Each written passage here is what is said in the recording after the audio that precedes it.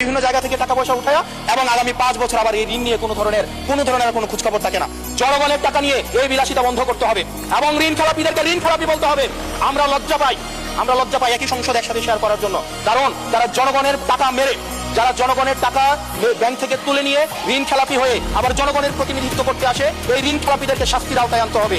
এবং তারা যখন সংসদ সদস্য হয়ে নির্বাচিত হওয়ার পরেও যদি তারা ঋণ খেলাপি হয়, এমন একটি আইন প্রণয়ন করতে হবে তাদের সংসদ সদস্য পদ যেন বাতিল হয়। সেটি শুধুমাত্র সরকার দলের জন্য না, শুধু বিরোধী দলের জন্য না, সেটি বাংলাদেশের উন্নতি, প্রগতি এবং সমৃদ্ধির জন্য সেটি প্রয়োজন। এবং পরবর্তী প্রজন্মের কাছে আমাদের দায় মুক্তির জন্য এটি প্রয়োজন। ঋণ করো, খাও, তাও সুখে থাকো, এটাকে ওনারা এভাবে নিয়েছেন। ঋণ করো, ঋণ খেলাপি হও, তাও নির্বাচন অংশগ্রহণ। আমি অর্থমন্ত্রীর কাছ থেকে আমরা কোনো স্পষ্ট কোনো কর্মসূচি আমরা পাই নাই।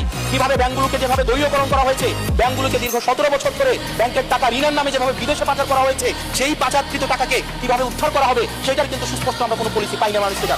আমরা